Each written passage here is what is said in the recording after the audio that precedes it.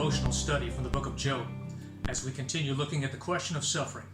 I'm Pastor Greg Bing of Grace Bible Church in Fort Worth, Texas, and glad that you've decided to join us today as we continue our studies in God's Word. We're looking at the words of Elihu, the young man who waited until Job and his three friends had finished speaking and then decided to add his voice to the conversation.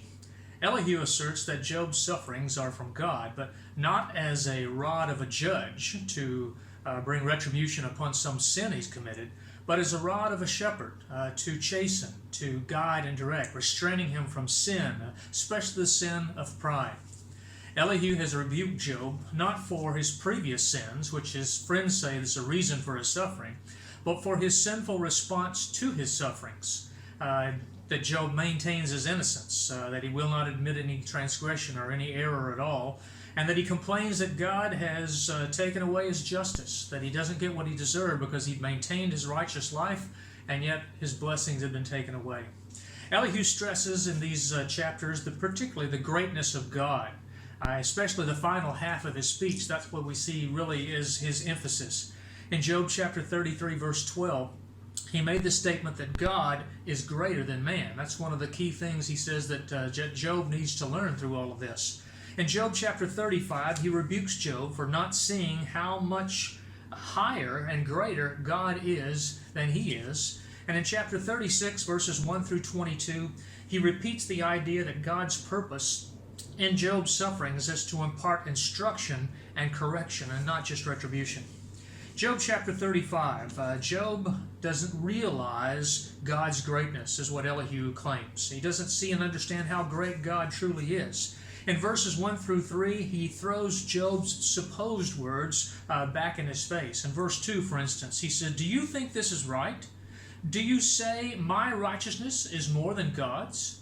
That's what he's accusing him of saying. Job never actually said this. Though in his frustration, Job has certainly questioned what God is doing and why, and questioned whether he's been treated justly or not. In verse 3, he tells Job, he says, "You say, what advantage will it be to you? What profit shall I have more than if I had sinned?" As if Job is speaking to God and saying, what good does it do to live a godly life if I don't profit from it? If I might as well go ahead and sin. Well, Job never actually said this either.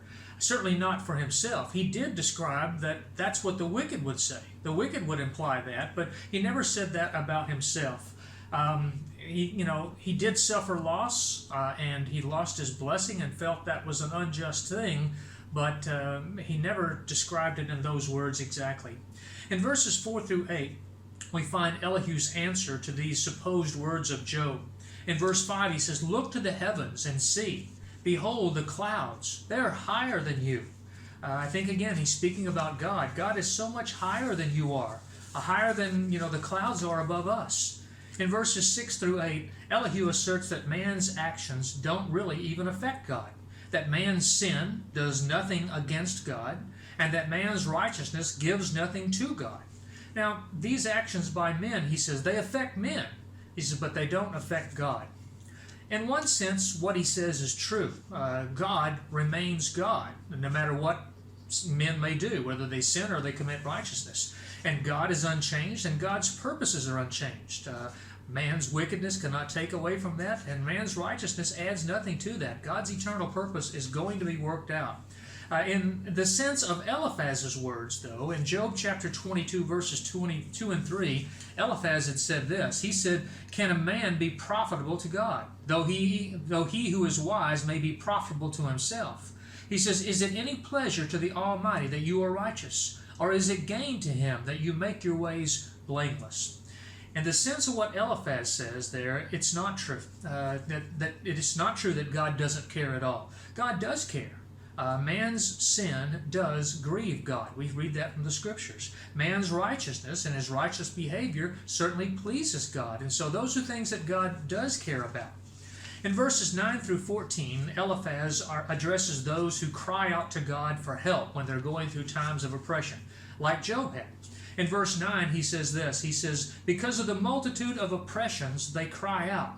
They cry out for help because of the arm of the mighty."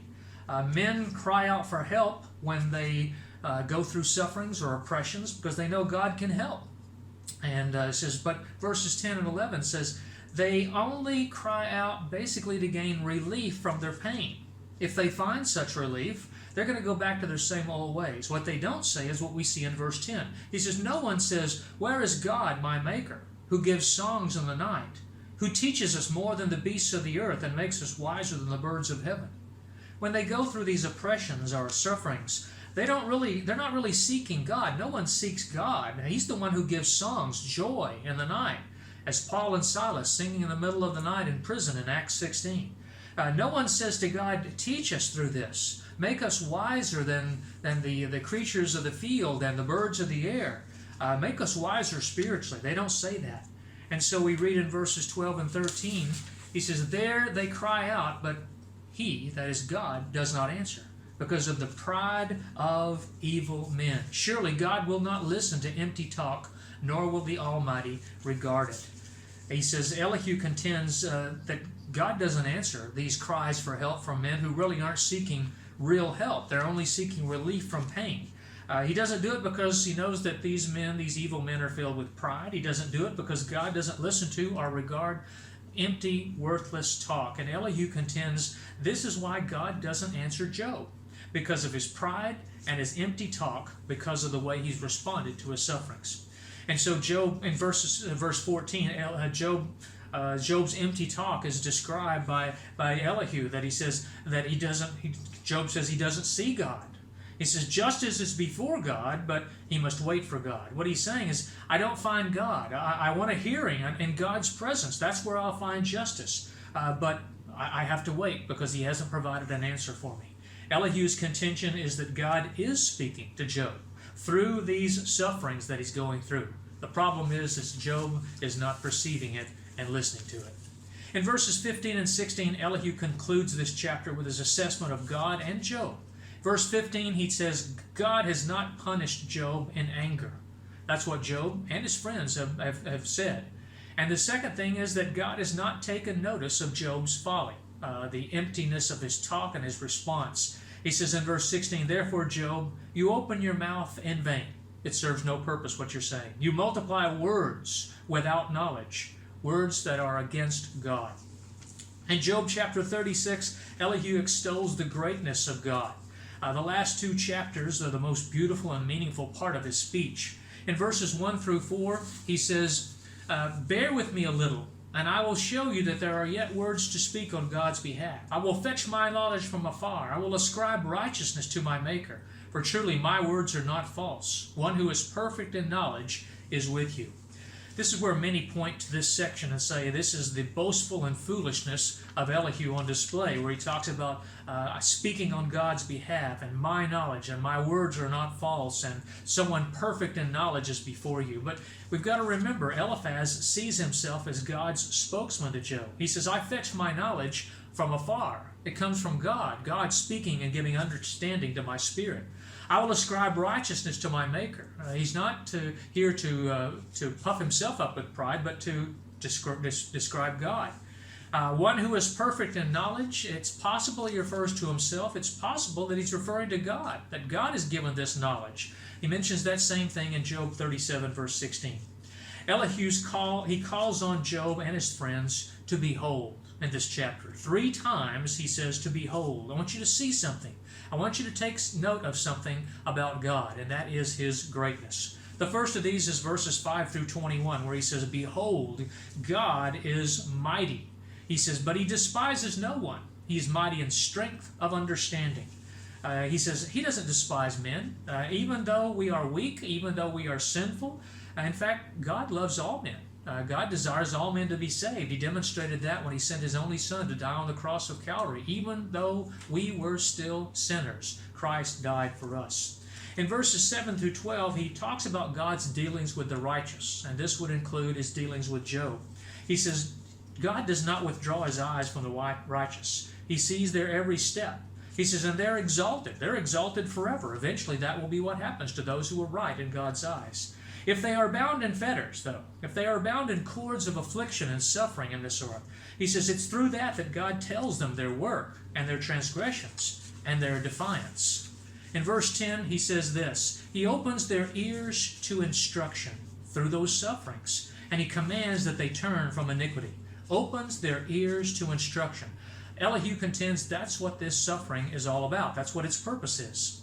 C.S. Lewis, in his book The Problem of Pain, said, God whispers to us in our pleasure, speaks in our consciousness, but he shouts in our pain. It is his megaphone to rouse a deaf world. Elihu would certainly have agreed with that statement. He says if they obey this instruction, this teaching from God, and they serve him, he says they'll spend their days in prosperity and their years in pleasure. But if they do not obey, they shall perish by the sword, and they shall die without knowledge. It's their choice how they respond to this. And Elihu is worried about how Job is responding, and so he warns him. In verses 13 through 15, he talks about God's dealings with the hypocrites, those who claim to be godly but are not. He said they store up wrath for themselves. They don't cry out for help when God binds them.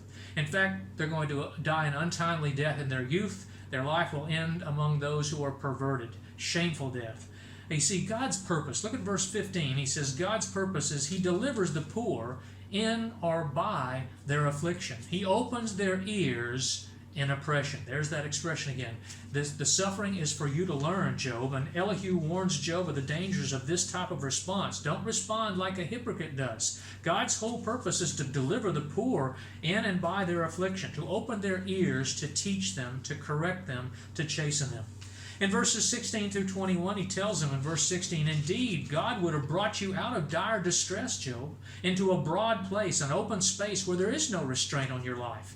And what is set on your table would be full of richness. You could have great blessing. That God would have done that for you, and that's what he intended with his sufferings. But he says, you're filled with a judgment due to the wicked. Judgment and justice take hold of you. He says, you need to beware lest he take you away. And there's no hope of ransom. You need to make sure that you're not trusting in your riches or mighty forces to keep you from this distress. Listen, he tells him, and learn what God seeks to teach you, Job. Do not desire the night, especially at a time when people are cut off in death. Don't turn to iniquity, for right now that's what you seem to have chosen rather than affliction. In verse 22, the second behold is found. It says, Behold, God is exalted by his power, who teaches like him. I read that because it seems to fit in with the previous section. Who teaches like him? God teaching through suffering. Nobody does. I pray that you'll join us the next time as we continue looking at, in fact, we look at the conclusion of Elihu's speech and his words to Job as God's spokesman.